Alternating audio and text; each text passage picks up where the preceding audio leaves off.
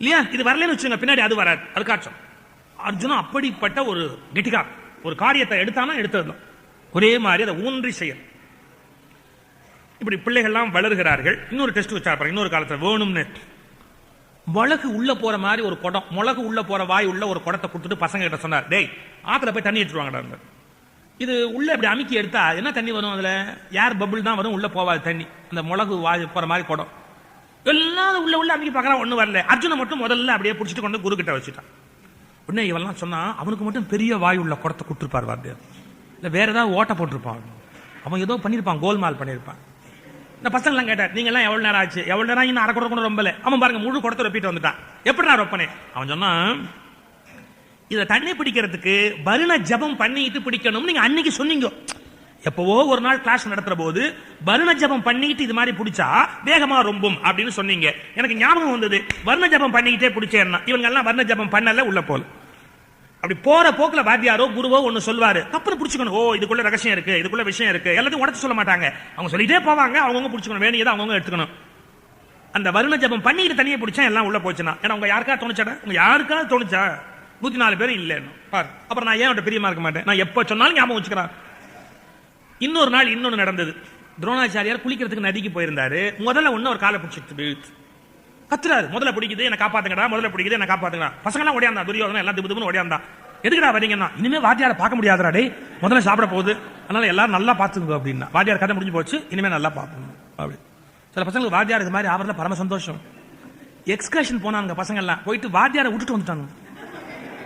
Excursion போய் வாத்தியாரை தொலைச்சு விட்டு எல்லா பசங்களும் வந்துட்டாங்க. ஹெட் மாஸ்டர் கேட்டார், ஏன்னா பாவீங்களா வாத்தியாரை விட்டு வந்துட்டீங்களா, கூட்டம் வரக்கூடாதா? பையன் சொன்னா, அவரை விட்டுறதுக்கு தானே போனோம், இங்க போனதே அவரை விட்டு வரதுக்கு தானே போனோம். அது மாதிரி வாத்தியாரை முதல்ல திங்குது, பசங்க எல்லாம் இப்படி வேடிக்கை பட்டான். துரியோதனன் சொன்னா, நல்லா திங்குது பாரு, எப்படி திங்குது பாரு அப்படி. காப்பாத்துக்கிறான். ஐயோ முதல்ல சாப்பிட்டு நாங்க எப்படி காப்பாற்ற முடியும்? இதெல்லாம் கரையில இருந்து இப்படி எட்டி எட்டி பார்த்தா, முதல்ல எவ்வளவு நீளமா இருக்கு, எவ்வளவு வெயிட்டா இருக்கு, வாத்தியாரை எவ்வளவு நேரத்தில் சாப்பிடுன்னு எல்லாம் கணக்கு பண்ணா. 1 மணி நேரத்தில் முடிஞ்சிருமா? இல்லப்பா 1.5 மணி நேரம். வாத்தியார் பெரிய ஆள் இல்ல, ஸ்ட்ராங், இப்படி சொல்லிக்கிட்டே இருக்கான். அந்த நேரம் அர்ஜுனன் எங்கேயோ இருந்தான். அவனுக்கு யாரோ செய்தி சொன்னார்கள், இது மாதிரி குருநாதர் நதியில முதல்ல கிட்ட மாட்டிக்கிட்டார். அவன் வரும்போதே சும்மா வரலீங்க, டபக்குன்னு வில்ல தூக்கிட்டு வந்தான். அங்கேருந்து வந்தான், அந்த வில்ல அம்ப குறி வச்சு முதல்ல கழுத்தை பார்த்து அடிச்சா, முதல்ல கழுத்து அப்படியே துண்டாச்சு. வாத்தியார் கால் எடுத்து வெளியே வந்து அப்பதான் கேட்டார், இவ்வளவு பேர் வந்தீங்களே, யாராவது வில்லோட வரணும்னு தோணுச்சா எனக்கு ஆபத்துன்னு? உடனே அவன் உடனே வில்லோட வந்தான். சித்திரவில் வீரர் பலரும் வெறுங்கையோடு சென்று அருகு நின்றார். அவன் எப்படி வந்தான்? பக்தியின் விரைந்து. அன்னைக்கு கஜேந்திர மோட்ச காலத்துல பெருமாள் எப்படி ஓடி வந்தாரோ அது மாதிரி ஓடி வந்து கார் முதலையை துணி செய்தான். அப்படி அந்த நாராயணர் எப்படி முதலையை அழிச்சாரோ அப்படி அழிக்கிறானே. அப்ப எப்பேற்பட்ட ஆற்றல் உடையவன் யாரு? அர்ஜுன். இதை நான் என்ன சொல்ல விரும்புறேன், நிறைய படிச்சுட்டு சில பேர் அப்ளை பண்ண தெரியாம வாழ்க்கை வீணாக்கிடுவான். நிறைய தெரிஞ்சு வச்சிருப்பான், லைஃப்ல அப்ளை பண்ணவே மாட்டான். அப்ளிகேஷன் இன் லைஃப் அப்படிங்கிறான். அதாவது என்ன படிச்சோமோ அதை லைஃப்ல அப்ளை பண்ணும். இப்போ வச்சுங்களேன், சிகரெட்ல போட்டிருக்கான், smoking is injurious to health அப்படின்னு. படிக்கிறோம் இல்ல, அதை அப்ளை பண்ணணுமா இல்லையா? It is injurious to health, சாப்பிடக்கூடாது அப்படி, இது நம்ம குடிக்க கூடாது தோணுமா இல்லையா?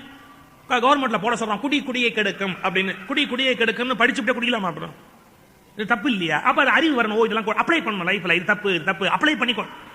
பிசிக்ஸ் படிக்கிறோம், கெமிஸ்ட்ரி படிக்கிறோம், எவ்வளவு லைஃப்ல அப்ளை பண்ண முடியுமோ அவ்வளவு அப்ளை பண்ணணும். இங்க சில பேர் எப்படின்னா, நிறைய படிச்சிருப்பான், ஒரு 10 காசுக்கு பயன்பட மாட்டான். ஏன்னா எதையுமே அப்ளை பண்ண தெரியாது, பிராக்டிக்கல் நாலேஜே நிறைய தெரியும், ஒன்னும் பிரயோஜனம் கிடையாது. ஒருத்தர் தேள் கடிச்சுட்டு கத்தர்றாரு, ஐயோ பா எதிர் வீட்ல இருந்து வந்தான், ரொம்ப படிச்சோம் சொன்னா, தேள் கடி தானே, ஏன் பெருசா கவலைப்படுறீங்க, அதுக்கு மெடிசன் இருக்கு. எதுல இருக்கு? இங்கிலீஷ் மெடிசன் இருக்கு. என்ன இருக்கு? அது என்னமோ எம்ல ஆரம்பிக்கும். எம்ல ஆரம்பிக்கும்னா மற்றதெல்லாம் அதெல்லாம் மறந்து போச்சு, எம்ல ஆரம்பிக்காது ஒன்று தான் தெரியும். இன்னொருத்தங்க வந்து ஓடியாந்தான், இது என்ன பெரிய விஷயம், பாட்டி வைத்தியத்திலே போட்டுக்கிறானே. என்ன பாட்டி வைத்தியம் போட்டுக்கிறான்? கடிவாயில் வெங்காயத்தை பிழியவும் அப்படின்னு போட்டுக்கிறான். கேட்டான், கடிவாயினா அது தெரியாது, அது தேளோட வாயா ஓம் வாயா அதெல்லாம் எனக்கு தெரியாது. கடிவாயில் வெங்காயத்தை பிழியவும் பாட்டி வைத்தியத்தில் போட்டுக்கிறான். எல்லாரும் வாயிலும் புரிஞ்சு பாருங்க என்ன நடக்கட்டும். பாட்டி வைத்தியம். இன்னொருத்தங்க என்ன, ஹோமியோபதியில மருந்து இருக்கு சார் இதுக்கு, அப்புறம் என்ன சொல்லுங்க அப்படின்னா, கேள்விப்பட்டிருக்கிறேன் அவ்வளவுதான். என்ன பிரயோஜனம்? அதாவது அவன் இன்னும் தேள்களை துடிச்சுக்கிட்டே உட்காந்துருக்கான். இல்ல மருந்து இல்லைன்னா கூட அவன் எப்போ எந்திரிச்சு உட்காந்துருப்பான். அவன் இருக்குங்கிறா கொடுக்க மாட்டேங்கிறான். நீங்க நிறைய விஷயம் நீங்க பாத்தீங்கன்னா, இந்த அறக்குறையா தெரிஞ்சு வச்சு நம்மளை கொல்லுவாங்க. பல பேர் பாத்தீங்களா, நம்ம ஒரு துடிச்சுக்கிட்டு இருப்போம், ஒரு விஷயத்துல யோசனை சொல்றாங்க, ஒரு பாதி சொல்லி நிறுத்திடுவாங்க. அது அவ்வளவுதான் தெரியும், அதுக்கு மேல தெரியாது. கேள்விப்பட்டோம், நீங்க வேணா போய் பாத்துங்க. ஏன் சார் எந்த இடத்துல என்ன ஏது அட்ரஸ் தெரியுமா? அட்ரஸ்லாம் தெரியாது, சொன்னாங்க அது சொன்னவங்களுக்கு அப்படின்ட்டு ஏதாவது அறக்குறையா சொல்லிட்டு பேசாம போயிடுவாங்க. ரொம்ப சிக்கல். ஒரு விஷயத்தை படிச்சா போறாது, மெமரி தூக்கி போகணும். எப்ப என்ன படிச்சாலும் டபக்கு தூக்கி உள்ள போட்டணும். அப்புறம் அதை பத்தி ரெஃபரன்ஸ் வரும்போது அது வந்து இன்னது அதுக்கு ஆன்சர் சொல்லும். அதான் அப்ளை பண்றது, படிச்சதை லைஃப்ல அப்ளை பண்ணி பார்க்குற டெக்னிக். அர்ஜுன் அப்படிப்பட்டவன். அவர் சொன்னார், இப்ப தெரியுதா நான் ஏன் அர்ஜுன் செல்ல கொண்டாடுறேன்னு. இப்ப இவன் இல்லைன்னா செத்தே போயிருப்பா, நீங்க எல்லாம் வேடிக்கை பார்த்து என்ன கொண்டு இருப்பீங்க. அவன் பார் எப்படி காப்பாத்தின பொறாம அர்ஜுன் மேல, என்ன இப்படி இருக்கிறா நீ அப்படி. இதெல்லாம் முடிஞ்சதுக்கு அப்புறம் பசங்க வில் வித்தை எல்லாம் கத்துக்கிட்ட உடனே பசங்களை எல்லாம் கூப்பிட்டார். 105 பேரையும் கூப்பிட்டார். நான் இப்ப குரு தட்சணை கேட்க போறேன் தரீங்களா. பழைய காலத்துல குருமார்கள் எல்லாம் முடிச்சுட்டு தட்சணை கேட்பாங்க, எனக்கு தட்சணை கொடுவோம் அப்படின்னு. எனக்கு குரு தட்சணை கொடுப்பீங்களா அப்படின்னு. உடனே அவன் சொன்னா, என்ன தட்சணை வேணாலும் கேளுங்க தருகிறோம். 105 பேர் சொன்னா. எவ்வளவு? துரியோதனன் கேட்டான், பட்டு வேஷ்டி வேணுமா, நிலம் வேணுமா, வைர மாலை வேணுமா, முத்து மாலை வேணுமா, என்ன வேணா கேளுங்க, அப்பாட்ட வாங்கி தரேன், அப்பாட்ட வாங்கி தரேன். அதெல்லாம் வேண்டாம், நீங்க செய்ய வேண்டிய வேலை ஒண்ணு இருக்கு. என்ன? துருபத ராஜன் என்ன அவமானப்படுத்திட்டான். அவன் அரண்மனைக்கு போன போது என்ன பாதி நாடு தரேன்னு சொன்னவன் மாடு தராம அவமானப்படுத்திட்டான். என் மாணவர்கள் நீங்க போய் அவனை தேர்கால் சக்கரத்துல கட்டி என் எதிரில் கொண்டாந்து நிறுத்தணும். யாரு தைரியம் உள்ளவன போங்க. துரியோதனம் போனா துருபதனை அடிச்சு அடிச்சு திரும்பி வந்துட்டான். அப்புறம் அர்ஜுனன் போனா, அர்ஜுனன் போய் நேரா துருபதனை அடிச்சு சக்கர காலில் கட்டி நேரா கொண்டு வந்து துரோணாச்சாரியார் காலில் ஒரு தழுத்தல். குருதேவா நீங்க கேட்ட குருதட்சணை. ஆனா அப்ப துரோணர் பாருங்க, அந்த துருபதனை பார்த்து எந்திரினார். எந்திரிச்சான். பக்கத்துல ஒரு நாற்காலியை போட்டார், உட்காருன்னார். அவன் ஒரு மாதிரி தயங்கினான். ஏன்னா தோத்து வந்திருக்கான், இவர் உட்காருனா எப்படி உட்கார், தயங்கினான். உட்கார். அன்று நான் நண்பன் இல்லைன்னு நீ அவமதிச்ச, இப்போது உன்னை நான் நண்பன் என்று ஏற்றுக்கொள்கிறேன். நான் நண்பன் அவமானப்படுத்த விரும்பல, நீ எனக்கு உட்கார இடம் கொடுக்காம என்ன விரட்டினே, அப்படி நான் விரட்ட விரும்பல. நான் இன்னமும் உன்னை நண்பனாத்தான் நினைக்கிறேன். உட்கார். அது மட்டும் இன்னொன்னு என்னன்னா, இந்த நதிக்கரைக்கு அந்த பக்கம் இருக்கிற நாடு உன்னோடது, இந்த பக்கம் இருக்கிற நாடு என்னோடது. நான் பாதி நாட்டுக்கு தலைவன், ஆள மாட்டேன், உன் நாட்டு மேல நான் அதிகாரம் செலுத்த மாட்டேன். ஆனா அது எனக்கு சொந்தம்ங்கிற ஞாபகம் வச்சுக்கிட்டு நீ ஆட்சியை நடு. உன் நாட்டுல பாதி நாடு ஒப்பந்தப்படி இப்ப நான் தர்றேன், எடுத்துக்கிட்டு போய் ராஜ்யத்தை நடு. ஓ, திருப்பத்தனுக்கு ஒரே அவமானம். இந்த பிராமணன் நம்மளை இப்படி பண்ணிவிட்டாரு, இப்படி பண்ணிவிட்டாரு, துரோணர் இப்படி பண்ணிவிட்டாரு, ஒரே அவமானம். இப்படி தலையை தொங்க போட்டுட்டு வரும்போதே அவன் மனசுல நினைக்கிறான், ஆனா அந்த அர்ஜுனன் எப்படி சண்டை போட்டான், எப்படி சண்டை போட்டான். அவன் மனசுல ஒரு எண்ணம் ஓடிச்சு. என்னன்னா, இந்த துரோணரை கொல்லவும் அந்த அர்ஜுனன் தோள்களை புல்லவும் எனக்கு ஒரு பொண்ணு இருந்தா சரியா இருக்குமே. ஒரு பொண்ணு இருந்தான்னா அர்ஜுனன் கட்டி வச்சுடலாம். கட்டி வச்சுட்டா வீரன் அர்ஜுனன் வந்து எனக்கு மாப்பிளையா மாறிடுவான். ஆனா அதே சமயத்தில் இந்த துரோணர் கொல்லப்படவும், அதுக்கு ஏதாவது ஒரு ஏற்பாடும். இந்த துரோணர் சாகணும், என்னுடைய மகள் அர்ஜுன கல்யாணம் பண்ணும், அப்படி ஒரு வரம் வேணும். அதுக்கு ஒரு யாகம் நடத்தணும் முடிவு பண்ணும். அந்த யாகத்துக்கு பேர் சௌத்ராமணின்னு பேர். யாராவது ஒருத்தர் வீணா போகணும்னு யாகம் நடத்துறது. இதெல்லாம் அந்த காலத்திலே உண்டு. அது யாகம் பண்ணணும்னு முடிவு பண்ணணும். அந்த யாகத்திலேருந்து வருகிற பொருள் தனக்கு சாதகமா இருக்கணும், எதிரிக்கு பாதகமா இருக்கணும். ஆனா இந்த யாகத்தை நடத்தி வைக்கிறதுக்கு யார் வருவா? உத்தம பிராமணர்கள் வந்து யாகத்தை நடத்தணும். துருபதன் போய் கேட்கிறான், இது மாதிரி துரோணரை கொல்றதுக்கு எனக்கு வந்து ஒரு வலிமை வேணும், அதுக்கு எனக்கு வந்து யாகம் பண்ணி கொடுங்க. அதே அர்ஜுன கல்யாணம் பண்ணிக்கிறதுக்கு ஒரு பொண்ணு வேணும், அதுக்கு எனக்கு ஒரு யாகம் பண்ணி கொடுங்க. மாட்டேன்ட்டான். எந்த பிராமணரும் துரோணரை அழிக்கிறதுக்காக ஒரு யாகம் பண்ணுவார்களா? பண்ண மாட்டேன்ட்டாங்க. கடைசியில யாஜர் உபயாஜர்னு 2 பேர் வந்து அந்த யாகத்தை நடத்தி கொடுத்தாங்க. அதுவே ஒரு பெரிய கதை. என்னன்னா, அதுல உபயாஜர் சொன்னாராம், எங்க அண்ணன் யாஜருக்கு கொஞ்சம் பணத்துல ஆசை உண்டு, நீ வேணா அவரை போய் கேளு. என்ன ஆசை? நாங்க ஒரு வீட்டுக்கு போயிருந்தோம் ஏற்கனவே யாகம் பண்றதுக்கு. அந்த வீட்டுல ஒரு வாழைப்பழம் இருந்தது. அந்த வாழைப்பழத்தை எடுத்து எங்க அண்ணன் தனக்கு வச்சுக்கலாம்னு போனாரு. அப்புறம் தான் நினைச்சாரு, சிச்சி இன்னொரு வீட்டு வாழைப்பழம் நாம எடுக்கக்கூடாதுன்னு அதை வச்சுட்டு வந்துட்டாரு. வச்சுட்டு வந்தா கூட எடுத்தாரு பாரு, அப்ப ஒரு மனசுல ஆசை இருக்குன்னு தான் அர்த்தம். நீ வேணா அவரை போய் கேட்டு பாருங்க. அது இன்னொருத்தன் பொருளா இருந்தா கூட சில பேர் எடுத்து பார்த்துட்டு வைப்பான். நமக்கு இருந்தா நல்லா இருக்கும், ஆனா எடுக்கக்கூடாது, தப்பு, அது மரியாதை கம்மி. ஆனா எடுத்து பார்ப்பான். எடுத்து பார்த்தாலும் புத்தி அப்படி இருக்குன்னு தானே அர்த்தம். எங்க அண்ணனுக்கு அப்படி இருக்கு, நீ வேணா போய் கேட்டு பாரு. அந்த பொருளாசை உடைய பிராமணரை போய் இவன் கேட்டான், அந்த யாகத்தை நடத்துறியா, வர்றேன்ட்டான். காசுக்கு ஆசைப்பட்டு அந்த பிராமணர் யாஜர் உபயாஜர் 2 பேர் சேர்ந்து அந்த யாகத்தை நடத்தினார். எப்படின்னு கேட்டீங்கன்னா, அந்த யாக அக்னியிலிருந்து ஒரு ஆம்பளை பிள்ளை வந்தான். அவன் தான் திருஷ்டத்யுமன் அப்படின்னு பேர். அந்த திருஷ்டத்யுமன் துரோணரை கொல்லுவதற்கு பிறந்தவன். அதே யாக அக்னியில இருந்து துருபதி, அதாவது திரௌபதி அங்கிருந்து பெறப்படுகிறார். அந்த திரௌபதி அர்ஜுனனை கல்யாணம் பண்றதுக்குனே பிறந்தவன். அந்த யாக அக்னியில இருந்து கொல்லுவதற்கு ஒரு பிள்ளையும் அர்ஜுனன் தோலை புல்லுவதற்கு ஒரு பெண்ணுமாக 2 பேர் அந்த யாக அக்னியில இருந்து வெளியில வந்தார். இதெல்லாம் முடிஞ்ச பிறகு தர்மருக்கு இங்கே இளவரசு பட்டம் கட்டுகிறார்கள். ஏன்னா அவன் தான் சீனியர் மோஸ்ட். ஸோ பார்த்தா திருதராஷ்டிரன் நம்ம சண்டையெல்லாம் ஒன்று பண்ணக்கூடாது, நம்ம பிள்ளைக்கு ராஜ்யத்தை கொடுக்குறேன்னு கலாட்டா பண்ணக்கூடாது. சீனியர் வந்து தர்மர், பிரச்சனை வரக்கூடாது, அவரை கூப்பிட்டான். நீ தான் இளவரசன் பட்டம் கட்டிட்டாங்க. அந்த இளவரசன் பட்டம் கட்டின உடனே ரொம்ப வருத்தப்பட்டவன் யாரு அப்படின்னா துரியோதன். நம்ம அப்பா துரோகம் பண்ணிட்டார், நாம மூத்த பிள்ளை, நாம தானே அவருக்கு மூத்த பிள்ளை, நமக்கு பட்டம் கட்டாம அந்த தர்மனுக்கு கொண்டு போய் பட்டத்தை கட்டி வச்சுட்டாரு. இது என்ன பண்றது, இந்த தர்மரை எப்படி அழிக்கிறது, அழிக்க முடியலையே அப்படின்னா ரொம்ப வருத்தம். போய் மெதுவா அப்பாட்ட கேட்டான், அப்பா நீ எனக்கு துரோகம் பண்ணிட்டியப்பா, எனக்கு தர வேண்டிய ராஜ்யத்தை அந்த பழா போன தர்மனுக்கு கொடுத்துட்டியே, எனக்கு தர வேண்டியது இல்லையா ராஜ்யம்? அரே பாண்டவர்களும் என்னுடைய பிள்ளைங்க தானடா, என் தம்பி பிள்ளையா இருந்தாலும் அது என் பிள்ளை மாதிரி தானடா, நான் இந்த பரம்பரையில வந்து அவங்களுக்கு துரோகம் பண்ண முடியுமா? அதை விட தருமன் உன்னை விட வயசுல பெரியவன், அவன் ராஜ்யம் இல்லாம இருக்கும்போது நீ ராஜ்யத்தோட இருக்க முடியுமா? அடே பாவி, ஒன்னும் வேணாம்டா, பீமனுடைய பலத்தை நினைச்சு பாடுறா. தருமனுக்கு பட்டம் கட்டாம உனக்கு கட்டினா அவன் பொட்டலம் கட்டிட்டு வேண்டாம். உன்னால பீமனை எதிர்த்தெல்லாம் வாழ முடியுமாடா? வாழ முடியாது. சொன்னா கேளு, அனுசரணையா போ. தருமனுக்கு பட்டம் கட்டியாச்சு, நீ அவன் கூடவே இருந்து காலத்தை சந்தோஷமா நடத்து. என் கூட என் தம்பி பாண்டு வாழலையா, அது மாதிரி நீ அந்த தருமனோட வாழ்ந்துட்டு போலாமே, நிம்மதியா இருக்கலாமே, ஒரு குறையும் வராது. நான் சொல்றத கேளு, அனுசரிச்சு போ. சொன்னா அதெல்லாம் முடியாது, நான் சொல்றத நீ கேள். அப்பா பார்த்து அவன் சொன்னா, நான் சொல்றத நீ கேள். என்ன, இந்த பாண்டவர்களை ஒழிச்சுட்டா நாம நினைக்கிறபடி எதை வேணாலும் சாதிக்கும். இது முடிகிற காரியம் இல்லடா. அவனை எப்படா ஒழிக்க முடியும், அவங்களை எப்படா ஒழிக்க முடியும் அப்படின்னா, நான் ஒரு யோசனை சொல்றேன் கேள். என்ன யோசனை? நான் சொல்ற யோசனை நீ கேள். பாண்டு இறந்து போயிட்டான். அந்த பாண்டுக்கு காசிமா நகரத்துல போய் கங்கை கரையில பித்திருக்காரியம் பண்ணணும்னு தருமனை அனுப்பிச்சுடும். எதுக்கு? காசியில பித்திருக்காரியம் பண்றதுக்கு அனுப்பிச்சுடும். பாண்டவர்கள் எல்லாரும் புறப்பட்டு போயிடுவாங்க. கொஞ்ச நாள் நாட்டு மக்கள் கண்ணுல அவங்க படாம இருக்கட்டும். நாட்டு மக்கள் கண்ணுல படாம இருந்தா இந்த ஜனங்கள்லாம் பைத்தியம் முடிச்சு போய் அலையுது. தருமன் தருமன் தருமன் தருமன், அர்ஜுனா அர்ஜுனா அர்ஜுனன், பீமன் எல்லாம் பைத்தியம் முடிச்சு போய் அலையுது. இதுங்க மறக்கடிச்சுடலாம். இந்த மக்களை எல்லாம் மறக்கடிச்சுடலாம். அந்த தருமனையும் பீமனையும் அங்க அனுப்ப வேண்டியது. அனுப்பின இடத்துல மத்ததை என்ன பண்ணுமோ நான் பாத்துக்கிறேன், அவங்க கதையை அங்க வச்சு முடிச்சிடும். அவர் துரியோதனுடைய யுத்தம் பிளான் நான் முடிச்சுடுறேன். அப்ப திருதராஷ்டிரன் சொன்னா, அடே நீ இவங்களை பிரிக்கலாம், நம்ம மந்திரிகள்லயே பல பேர் அவங்க பக்கம் இருக்கிறாங்கடா, அவங்க எல்லாம் அவனுக்கு ரொம்ப வேண்டியவங்கடா, கதை வெளியே தெரிஞ்சா நம்மளை பத்தி அவமானமா போயிடும், இந்த மாதிரி ஆபத்தெல்லாம் இறங்காது.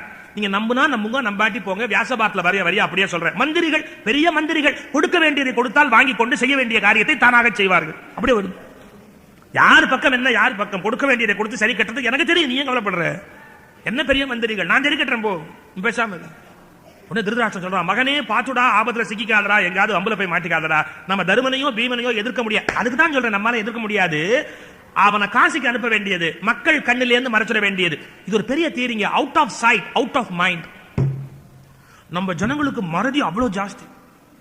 ஓ அப்படிம்பாங்க. கொஞ்சம் என்னாச்சு ஒண்ணுமே கேட்க மாட்டாங்க. எந்த விஷயத்திலும் அப்படித்தான். நீங்க வந்து இந்தியா விடுதலை அடைந்ததுல இருந்து பரபரப்பா பேசப்பட்ட பல்வேறு விஷயங்கள், அப்புறம் என்னாச்சு அப்படிங்கறத பத்தி இந்தியர்கள் கவலைப்பட்டதே கிடையாது. இன்னும் அவ்வளவு பரபரப்பா பேசினா அடுத்த பரபரப்பா ஒரு விஷயம் தான் சொல்லுப்பா, கேட்கலாம், சந்தோஷமா கேட்கலாம். அதை விட்டு பழைய பரபரப்பை பத்தி நமக்கு என்ன புரிஞ்சு போயிடும். அது நடந்ததா நடக்கலையா, உண்மையிலேயே ஏதாவது ஒன்னும் தெரியவே தெரியாது ஜனங்களுக்கு. அது பாட்டுக்கு அடுத்தது out of sight, out of mind. கண்ணை விட்டு முதல்ல மறைச்சது, மத்த அப்புறம் பாத்துக்கலாம். இதெல்லாம் பாரதம் கத்துக் கொடுக்கிற அரசியல் டெக்னிக்ஸ் எப்படி அப்படிங்கிறதுக்கு பாருங்க. திருதராஷ்டிரன் சொன்னா, அப்போ ஒரு காரியம் பண்ணுவோம், காசிக்கு அவன் போகணுங்கிற ஆசையை நான் உண்டு பண்றேன்னு தருமனை வர சொல்லி, அப்பா தர்மா, என் தம்பி பாண்டு இறந்து போயிட்டான்டா, அவனுக்கு ஈமக்கிரியெல்லாம் பண்ணினா கூட காசியில போய் அந்த கங்கை கரையில பிண்டம் கொடுத்தாதான் அவன் ஆத்மா சாந்தி அடையும். என்னால போக முடியல, நீ இளவரசனா வேற ஆயிட்ட, அங்க இருக்கிற நம்ம நாட்டு மக்கள்லாம் உன்னை பார்க்கணும் தவிக்கிறாங்க. நீ வேணா ஒண்ணு பண்ணே, நான் அங்க உனக்கு ஒரு மாளிகை கட்டி தர சொல்றேன், சௌக்கியமா கொஞ்ச நாள் அங்க இருந்து அந்த பகுதி மக்களை எல்லாம் பார்த்து கொஞ்ச நாள் கங்கை கரையில இருந்து வாசம் பண்ணிட்டு வாயே அப்படின்னு. தருமனுக்கு பிடிச்சு போச்சு. கங்கை கரை வாசம், அப்பாவுக்கு ஈமக்கிரியை பண்ணலாம், அப்பாவுக்கு பிண்டம் கொடுக்கலாம் தோண்ட உடனே போறேனே. அவனுக்கு எது வீக்கோ அதை தெரிஞ்சு அனுப்புறான் பாருங்க திருதராஷ்டிரன். ஒத்துக்கொண்டான். உடனே ஒரு மந்திரி புரோச்சனன்னு பேர், அவனை வச்சு காசியில ஒரு மாளிகை கட்டலாம். எப்படின்னா எரியிற மாதிரி அரக்கு, குங்கிலியம், மெழுகு, சணல், அப்புறம் வந்து சாம்பிராணி இதெல்லாம் வச்சு ஒரு மாளிகை கட்டலாம். அதுக்குள்ள கொண்டு போய் இந்த பாண்டவரை தங்க வைக்க வேண்டியது. குந்தி தேவியோட இவங்க தங்கி இருக்கும் போது ஒரு நாள் அந்த மாளிகைக்கு புரோச்சனன் தீ வச்சுட்டு அவன் தப்பிச்சு வெளியே வந்துட வேண்டியது. அதுக்கு எல்லா ஏற்பாடும் பண்ணியாச்சு. அவன் தப்பிச்சு வெளியே வந்து இவங்க 5 பேரும் தூங்குற போது தீ வச்சுட்டா குந்தியோட சேர்த்து 6 பேர் செட்டை போடுவாங்க அந்த மாளிகையில, அரக்கு மாளிகையில். அவ்வளவு வஞ்சனையா பிளான் பண்ணி திருதராஷ்டிரன் ஒரு பெரிய அரக்கு மாளிகையை கட்டி இவங்களை போங்கடான்னு அனுப்பிச்சு வச்சான். இந்த 5 பேரும் குந்தி தேவியோட புறப்பட்டு காசிக்கு போய் அரக்கு மாளிகையில தங்கினார். ஆனா போகும்போதே வித்துரர் என்ன பண்ணினார், கூடவே வந்து தருமனை வழி அனுப்ப வந்தவர் 3 விஷயம் சொன்னார். விழிப்பாக இருக்கிறவர்கள் எப்போதும் ஆபத்தில் சிக்குவதில்லை. என்ன அர்த்தம்? யார் வேணாலும் எப்ப வேணாலும் ஏமாத்துவான், விழிப்பா இருக்கிறவங்க ஆபத்துல சிக்க மாட்டாங்க. இந்த விழிப்புணர்வுங்கிறதாங்க ரொம்ப முக்கியம். எனக்கு ரொம்ப வருத்தமே என்னன்னா, நம்ம மக்களுக்கு அந்த விழிப்புணர்வுங்கிறது ரொம்ப குறைச்சல். யார் ஏமாத்தினாலும் ஏமாறதுக்கு ரெடியா இருப்பாங்க. ஒரு தடவை என்ன ஒருத்தர் கூட்டிட்டு போய், இவர் பெரிய சாமியாரு, எல்லா வித்தையெல்லாம் பண்ணுவாரு, அத்தை பண்ணுவாரு, என்ன பண்ணுவாருன்னு, பஞ்சாமிரத்துல இருந்து சிலையெல்லாம் எடுப்பாரு அப்படின்னு. என்ன எடுப்பாரு? நானும் உட்காந்து பாக்குறேன் அப்படி. எல்லாம் அவரே தான் போடுவாரு அப்படின்ட்டு அவர் வெள்ளம் போட்டாரு, வெள்ளத்தை போட்டாரு, பேரிச்சம்பழம் கொத்தா ஒரு பேரிச்சம்பழத்தை எடுத்து உள்ள போட்டாரு, நெய் ஊத்தினாரு, தேன் ஊத்தினாரு, பஞ்சாமிரத்தை பிசைஞ்சிட்டு ஆய் அப்படின்னு உடனே ஒரு முருகன் சிலை, ஒரு பிள்ளையார் சிலை எடுத்து உடனே எல்லாம் சாமி உள்ளே சிலையா எடுக்கிறாரு. என்ன சிலையா எடுக்கிறார்? இவ்வளவு கொத்தா பேரிச்சம்பழம் போட்டாரு, அதுல 8 பொம்மை ஒழிச்சு வைக்கலாம். இவ்வளவு பொட்டலமா இவ்வளவு பேரிச்சம்பழத்தை எடுத்து உள்ள போட்டாரு, அது உள்ள 8 பொம்மை உள்ள ஒழிச்சு வைக்கலாம். ஒருத்தர் விபூதி பையில சில பேருக்கு வேல் வரும். வேல் என்ன விபூதி பை ரெண்டா தச்சிருக்காரு. இப்படி இங்க விபூதி இருக்குது சில பேருக்கு அங்க வேல் இருக்கு. அவர் உள்ள விடுற போது கையை இப்படி எடுத்து விட்டா வேல் கொடுக்குறாரு. சில பேருக்கு விபூதி சாமியார் சில பேருக்கு வேலை வர வச்சு கொடுக்குறாரு. அது சித்துக்கள்லாம் உண்டு, நான் ஒன்றும் மறுக்கல. அது இல்லாமையே பல பேர் ஏமாத்துறோம். மக்கள் கொஞ்சமாவது விழிச்சு பார்க்க வேண்டாமா, என்ன பண்றாங்க, என்ன ஏமாத்துறான், என்னத்துக்காக பண்றான் அப்படின்னு. அதெல்லாம் விழிப்பே கிடையாது. ஏதாவது ஒன்று நடந்து போச்சுன்னா உடனே பயம். நம்ம மக்கள் பயத்திலேயே பாதி கோட்டை விட்டார். அவர் தான் பெரிய ஆளா இருப்பாரோ அதுவா இருப்பாரோ. இன்னைக்கு சொல்றேன், தர்மத்தின் வழியில் நடப்பவர்களை எந்த சூதாட்டக்காரனாலையும் ஒண்ணு எதுவும் பண்ண முடியும். கெட்ஸ் தைரியம், விழிப்புணர்வு, மயங்க கூடாது, பயப்படக்கூடாது. வாழ்க்கை இதை சொல்றார் வித்துரர். விழிப்பாக இருக்கிறவன் வாழ்க்கையில் எந்த ஆபத்திலும் சிக்குவதில்லை. அடுத்தாப்புல இன்னொன்னு சொன்னார் பாருங்க, காடே தீப்பற்றி எரிகிற போது வலைக்குள் இருக்கிற எலி சாவதில்லைனர். காட்டுல எல்லாம் செத்து போகும் காடு தீப்பற்றி எரிகிற போது. ஆனா உள்ள வலைக்குள்ள உட்கார்ந்து பாருங்க, எலி சாவாது. வலையை விட்டு வெளியிலே வராது. அப்புறம் எப்படி சாவும்? கரெக்டா சாகாம இருந்துட்டு நல்ல தீயெல்லாம் அவிஞ்சதுக்கு அப்புறமா வலைக்குள்ள எல்லாம் வச்சு தின்னுட்டு உட்கார்ந்துருக்கும். எல்லாம் அவிஞ்சதுக்கு அப்புறம் வெளியே வரும், சாவாது எலி. இது என்ன குறிப்பு தெரியுமா இவங்களுக்கு? நான் சுரங்கப்பாதை வெட்டி வச்சிருக்கிறேன், நீங்க சுரங்கப்பாதை வழியா வெளியில போயிட்டா உங்களுக்கு உயிர் ஆபத்து வராது, வலைக்குள் இருக்கிற எலி சாவதில்லைன்னு. மூணாவதா சொன்னார், தனி வழியில் போகிறவர்கள் நட்சத்திரங்களை தெரிந்து வைத்துக் கொள்ள வேணும்னு. நம்ம இரவுல போற போது இந்த நட்சத்திர திசை என்ன, இந்த நட்சத்திர திசை என்ன, இந்த நட்சத்திரத்தோட திசை என்ன தெரிஞ்சாதான் போற திக்கு கண்டுபிடிக்க முடியும். இது மூணையும் யோசிச்சு பார்த்தா தருமன், ஏண்டா சித்தப்பா வித்ரன் வந்து நமக்கு இதெல்லாம் சொல்றாரு. ஓ, நமக்கு தங்க போற அரக்கு மாளிகையில் ஆபத்து வரும், நாம வலையில புகுந்து தப்பிக்க வேண்டி வரும், இரவு வெளியில வரும்போது நட்சத்திரங்கள் தான் நமக்கு வழிகாட்ட போது, அதெல்லாம் தெரிஞ்சு வச்சுக்கணும் அப்படின்னு முடிவு பண்ணி தருமன் சித்தப்பாவை கூப்பிட்டு நேரா புறப்பட்டு போனோம். அதே மாதிரி காசிக்கு போனாங்க. அந்த காட்டுல போய் அரக்கு மாளிகையில தங்கி இருக்கிறார்கள். காலையில தரிசனம், காசி கரையில கங்கை கரையில போய் செய்ய வேண்டிய காரியங்கள் எல்லாம் முடிச்சுட்டு அரண்மனையில வந்து தங்குவார்கள். ராத்திரி தூங்க மாட்டாங்க. ஏன் தூங்கா தீ வச்சிருவாங்க, புரோச்சனை அவங்களுக்கு தெரியும். அதுக்காக தூங்காமையே முடிச்சிருக்கிறாங்க. இந்த புரோச்சனை என்ன பண்ணினா, இவங்க 5 பேருக்கு உதவுறதுக்கு 5 பேர், 5 சர்வெண்ட். இந்த 5 பேர் குந்திக்கு உதவி பண்றதுக்கு ஒரு வேடு வச்சு அவளையும் சர்வெண்டா வச்சிருக்கிறான். 6 பேர் அந்த அரண்மனையில தங்கி இருக்கிறார்கள். இவங்க 6 பேர் அங்க இருக்கிறார்கள். புரோச்சனன் காவலுக்கு இருக்கிறான். அவன் பிளான் பண்றான், ஒரு நாள் இந்த பசங்க தூங்குவாங்க, தீ வைக்கலாம்னா. தூங்குறதே கிடையாது. அப்புறம் என்ன, பீமன் ராத்திரி எல்லாம் அகண்ட நாம பஜனை, ராம ராம ராம ராம ராம ராம. ஏன் தூங்கிட்டா நம்ம போடும். இப்ப நம்ம பஜனையில தான் தூங்கிட்டு இருக்கிறான். அவன் தூங்காம இருக்கிறதுக்கு பஜனை பண்ணிட்டு இருந்தான். யாரு? பீமன். ராத்திரி எல்லாம் ஒரே நாராயண நாம பஜனை, ஒரே பாட்டு கூத்து எல்லாம் நடக்குது. தூக்கமே இந்த புரோச்சனம் கழிச்சு போயிட்டான். அந்த படுபாரிங்க தூங்க மாட்டாங்களா, தூங்கினா தீ வைக்கலாம்னா. அந்த கலைப்புல ஒரு நாள் அவன் தூங்கிட்டான். இதுதான் பீமன் எதிர்பார்த்துக்கிட்டே இருந்தான். அவன் தூங்கிட்ட உடனே சொன்னா, முதல்ல நீங்க எல்லாரும் சித்தப்பா சொன்ன அந்த வள வழியா வெளியில போகும். குந்தி தேவி உட்பட, தருமன் உட்பட எல்லாம் வெளியே போயாச்சு. இப்ப அந்த 5 வேடுவர்களும் வேடு வச்சியும் படுத்திருக்கிறா. புரோச்சனை உள்ள தூங்கிட்டு இருந்தான். பீமனே மாளிகைக்கு தீ வச்சுட்டு சுரங்கப்பாதை வழியா வெளியே வந்துட்டான். எல்லாம் தப்பிச்சாச்சு. அவங்க கரெக்டா சுரங்கப்பாதை வழியா வெளியில வந்தா அந்த நதிக்கரையில படகோட ஒருத்தனை விதுரன் நிறுத்தி வச்சிருக்கிறார். அவனை ஏறி நதியை கடந்து காட்டுக்குள்ள போய் தப்பிச்சாச்சு 5 பேர். அவ்வளவுதான். இப்போ பத்தி எரியுது அரக்கு மாளிகை. உடனே எல்லாரும் பார்த்தாங்க, பாண்டவர்கள் மாண்டார்கள். ஏன்னா 5 வேடுவர்களும் வேடு வச்சு அங்க இருக்கிற பாருங்க செத்து போய் கிடக்குறாங்க. அந்த எலும்பெல்லாம் பார்த்துட்டு பாண்டவர்கள் மாண்டார்கள் அப்படின்னு எல்லாம் துக்கப்பட்டார். என்னாச்சு, அஸ்தினாபுரத்துல பீஷ்மரை துடிச்சு போயிட்டாராம். ஐயோ இப்படி ஆகி போச்சே, நம்ம பரம்பரை விளையணும், நம்ம எவ்வளவோ பார்த்தா நம்ம பரம்பரை இப்படி சாகுதே அப்படின்னு. இந்த எள்ளும் தண்ணி இறைக்கணும் இல்லையா, நதியில நின்றுட்டு பீஷ்மர் இப்படி எள்ளும் தண்ணி இறைக்கிறார், அழுவுறார். அப்ப திருதராஷ்டிரன் அவனும் எள்ளும் தண்ணி இறைக்கிறான். பிள்ளைங்களுக்கு, தம்பி பிள்ளைங்க தானே, எள்ளும் தண்ணி இறைச்சிக்கிட்டு அவனும் அழுகுறான். பக்கத்திலேயே விதுரர் நின்றுட்டு அவனும் அழுதாராம். 3 பேரும் அழுதாங்க, ஆனா வெவ்வேறு காரணம். அழறவர் பீஷ்மரை பார்த்து இப்படி தட்டி, அழாதீங்க. ஏன் பீஷ்மர்? சாகல, அவங்க 5 பேரும் சாக. என்ன நடந்ததுன்னு திருதராஷ்டிரனை காமிச்சார். அவன் பார்வை இல்ல, அவனை காமிச்சார். இவன் தான் கொண்டு விட்டான். அப்படியா? அப்புறம் அழகானே, அழாம இருந்தா தப்பா நினைப்பாங்களா, அதுக்கு அழுகுறான். அப்ப விதுரனை பார்த்து பீஷ்மர் கேட்டாராம். விதுரனும் முதல்ல அழுதுகிட்டு இருந்தானா, அப்ப உனக்கு இவ்வளவு தெரியுது, அப்புறம் நீ ஏன் அழுதே அப்படின்னா, இப்படி ஒரு அண்ணன் எனக்கு வாச்சானேன்னு இவன் நினைச்சு அழுதுகிட்டு இருந்தேன். நான் அதுக்காக தான் அழுதுகிட்டு இருந்தேன். கொல்றதையும் கொண்டு விட்டு அழுதுகிட்டு இருக்கிறான் பாருங்க, அதை நினைச்சு நான் அழுதுகிட்டு இருக்கிறேன் அப்படி.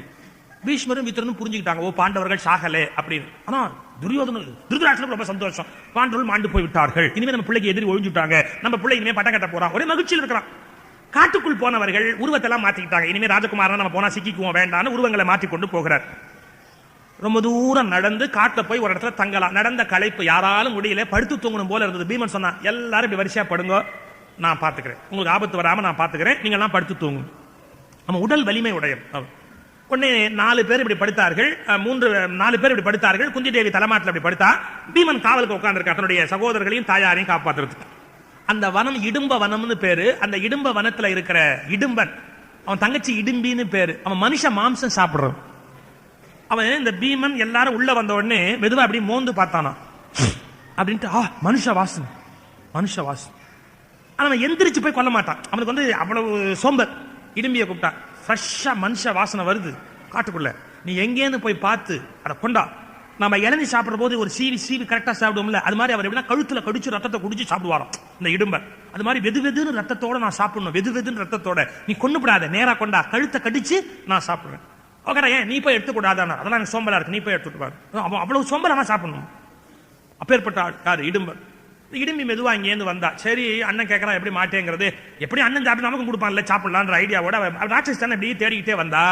ஆனா இப்ப கதை மாறி போச்சு. என்னன்னா 4 பேர் பட்டிருக்கான், அந்த தலைமாட்டில் தாய் பட்டிருக்கா, பீமன் உட்கார்ந்து இருந்தான். பீமனை பார்த்த உடனே அவன் மேல அவளுக்கு விருப்பம் வந்துச்சு, கொல்லணும்னு வந்தா. அவங்கிட்ட இப்ப அவ சிக்கிட்டா. என்னன்னா அவனை பார்த்து ஆரம்பிச்சா, நீங்க தான் என்னுடைய ஹீரோ, எங்க அண்ணன் வெறும் 0, இவர்கள்லாம் யாரோ, என்ன பேரோ அப்படின்னா. பீமன் கேட்டான், இது ஆச்சரியமா இருக்கு, ஒரே வசனமா பேசுறீங்க. இல்ல எங்க அண்ணன் மகா பாவி, இடும்பன்னு பேரு, மனுஷ மாம்சம் தின்றவன், என்ன கூட உங்களாம் திங்கிறதுக்காக பிடிச்சிட்டு வர சொல்லி தான் அனுப்பிச்சான். ஆனா உங்களை பார்த்தோன்னு இப்ப நான் சிக்கிட்ட, என் மனசு உங்ககிட்ட பறி போயிடுச்சு, உங்களை கல்யாணம் பண்ணி நான் சந்தோஷமா வாழணும்னு பாக்குறேன், என்னால கொல்ல முடியாது, உங்களை கொல்றதுக்கு எனக்கு மனசு வரல, வாங்க நாம 2 பேர் தப்பிச்சு முதல்ல இடத்த விட்டு போயிடுவோம், இவங்க 4 பேர் எக்கேடு கேட்டா நமக்கு என்ன, வாங்க போலாம்.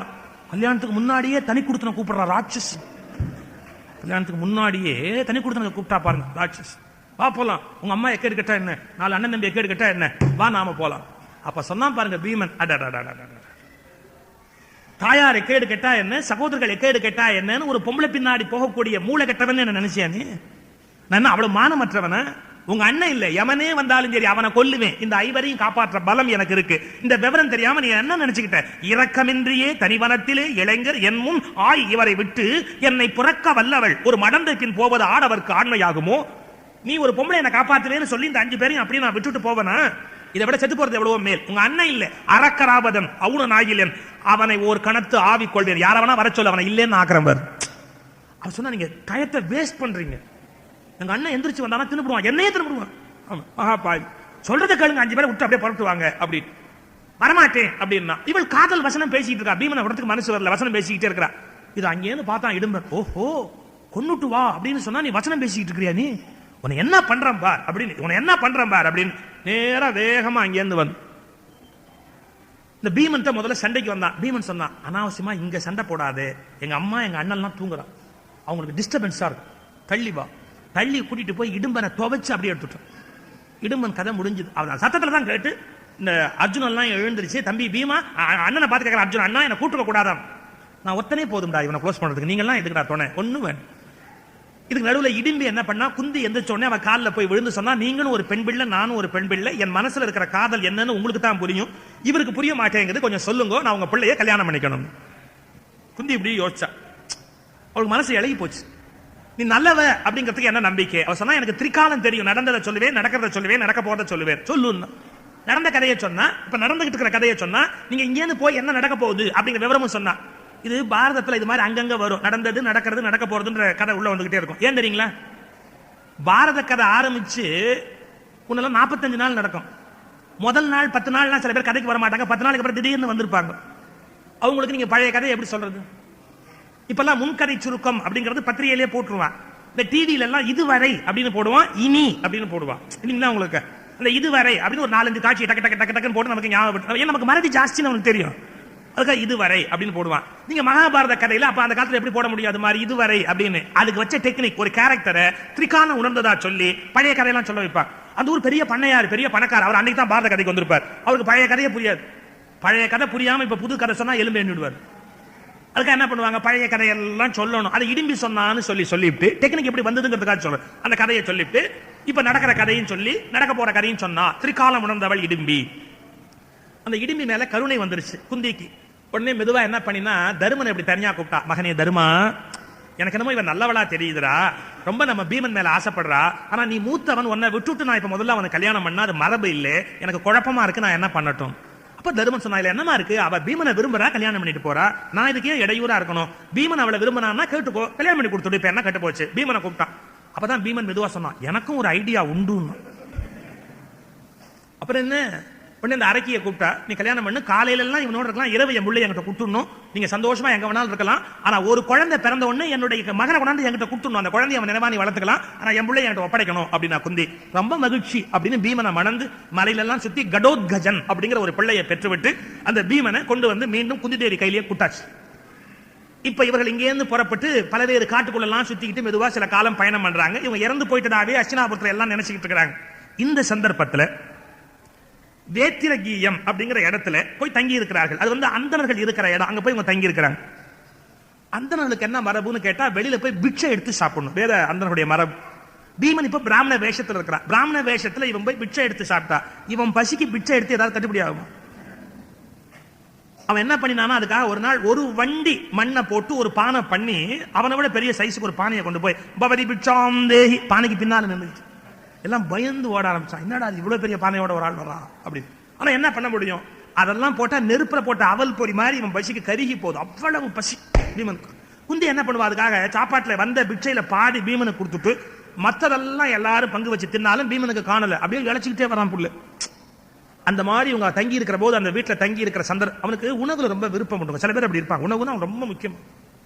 கல்யாண வீட்லயே ஒரு பையன் என்ன பண்ணா, சாப்பிட்டுக்கிட்டு இருந்தான், பரிமாறம் இப்படி வந்து இப்படி பார்த்தான், உங்களை எங்கேயோ பார்த்த மாதிரி இருக்கு. ஷாக் ஆயிட்டான். எங்க பார்த்திருப்பீங்க, போன பந்திலையும் இதே இடத்துல உட்காந்துக்கிட்டேன், அதான் தப்பா, வேற இடத்துல உட்காந்துருந்தா தப்பிச்சிருப்பேன், இதே இடத்துல உட்காந்து அதான் நினைச்சேன். எப்படி அடுத்த பந்திக்கு உட்கார ஐடியா உண்டா கேலி பண்ணான் பரிமாறம். அது நீங்க பரிமாறத்தை பொறுத்தது, இப்பவே சரியா பரிமாற்றீங்கன்னா அடுத்த பந்தி உட்கார மாட்டேன், இல்லாட்டி மறுபடியும் உட்கார வேண்டி வந்தாலும் வரும்னா. ஏய், போன பந்திலையும் தின்னுட்டு இந்த பந்திலையும் தின்னுட்டு அடுத்த பந்திலையும் திம்பேன்னு எங்கிட்டே சொல்றியா நீ, எந்திரி அப்படின்னு இவன் சொன்னா பாருங்க. அண்ணே காட்டி கொடுக்காருங்க, நீங்களும் நானும் ஒரே மாதிரி. அப்படி ஒரு மோகம், விடாம சாப்பிட்டுக்கிட்டே இருக்கும். பீமனுக்கு சாப்பாட்டுல ரொம்ப விருப்பம். ஆனா அவனுக்கு வயிறு ஓனா மாதிரி, வயிறு பருத்தவன் அல்ல பீமன். நம்ம படங்கள் எல்லாம் பீமனை வயிறு பருத்தவனா காட்டுறோம், கிடையவே கிடையாதுங்க. வியாசர் எழுதுறார், ஓனாய் போன்ற வயிறு உடையவன், என்ன சாப்பிட்டாலும் எரிச்சு போடும் அக்னி, அவன் வயிறு அப்படிப்பட்ட அக்னி. அதான் சிக்கல், அவனுக்கு பசி. இப்ப என்ன ஆகி போச்சு, இப்ப குந்தி தேவி தங்கி இருக்கிறார் இந்த வீட்டுல. தங்கி இருக்கிற இந்த சந்தர்ப்பத்துல ஒரு வீட்டை தங்கி இருக்கிற போது அந்த பிராமண விட்ட ஒரு நாள் அழுக சத்தம் கேட்டது. இந்த பிள்ளைங்க 5 பேரும் வெளியே போயிருக்கிறாங்க. இந்த அழுக சத்தம் கேட்டுக்கிட்டு இருக்கு. ஒருத்தர் அழற போது போய் ஏன் அழுறீங்கன்னு கேட்க முடியாது, அவங்க வீட்டு பர்சனல் மேட்டரா இருக்கலாம். நீங்க ஏங்க எங்க விஷயம் தலையிடுறீங்க அப்படின்னு கேட்பாங்க. திடீர்னு அந்த வீட்டில் இருந்தவங்க கலக்கலம் சிரிச்சாங்க. குந்தி உள்ள போயிட்டான். என்ன சிரிக்கிறீங்க, நானும் தெரிஞ்சுக்கலாமா அப்படின்னா. ஏன்னா சிரிக்கிற போது சேர்ந்து சிரிக்கணும், அழுகுற போது தனியா அழுகணும். யாராவது அழற போது கூட்டணி வைக்காம சேர்த்துக்கிட்டு அழாம அழுதா, நீ எப்படி தனியா அழுத, என்னையும் கூப்பிடல யார கேட்பான. அழற போது தனியா விடா போய் அழறேன் அப்படிமா. ஆனா தனியா சிரிக்கப்படாது.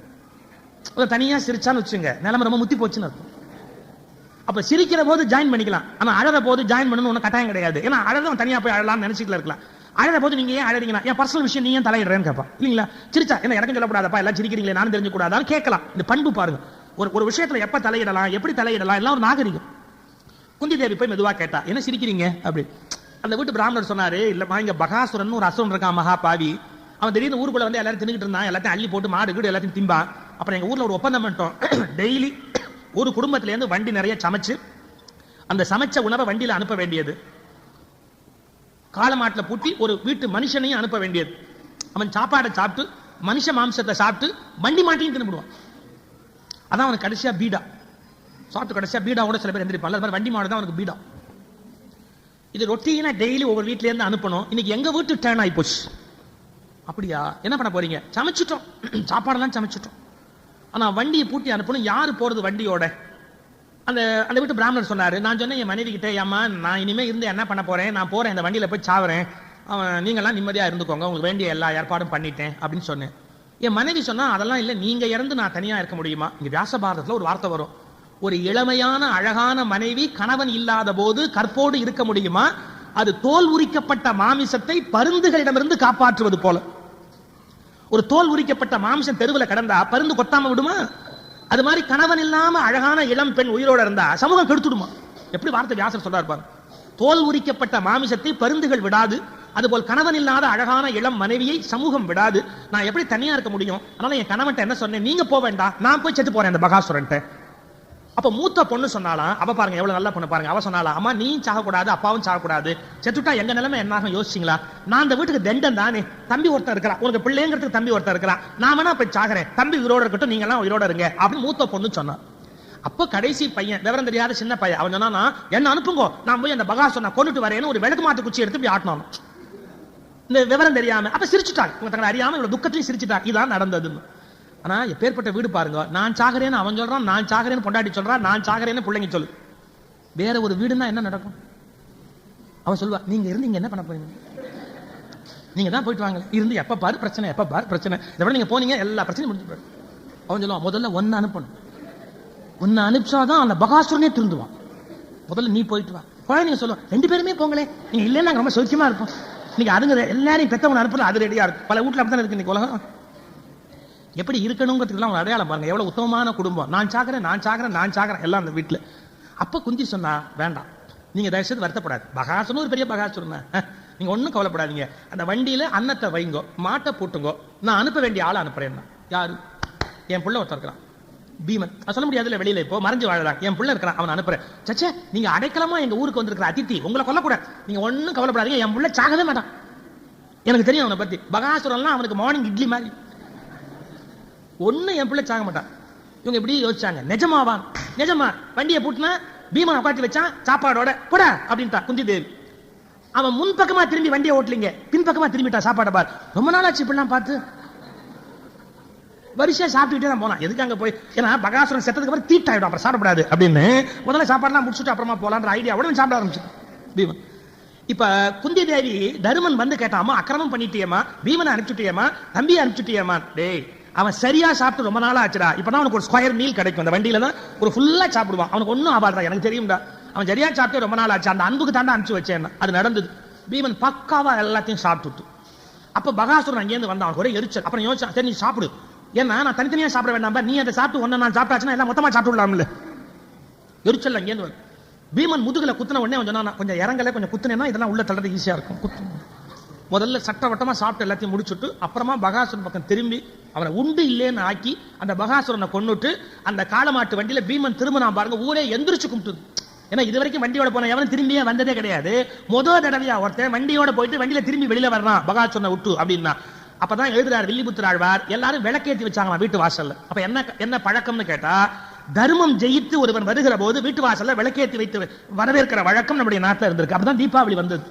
தீபத்தை ஆவளி வரிசையாக, தீபாவளினா ஆவளினா வரிசை பாருங்க, நாமம் அர்ச்சனை பண்ணா நாமாவளி, ஆவளினா வரிசை, சுரம் சுறாவளி, அதாவது அந்த சுரங்களுடைய வரிசையை சொன்னா சுறாவளி, அது மாதிரி தீபங்களுடைய வரிசைக்கு தீபாவளி அப்படின்னு பேர். அப்ப நல்லவர்கள் வெற்றி பெற்றால் விளக்கேற்றி வைத்து வழிபாடு செய்கிற வழக்கம்.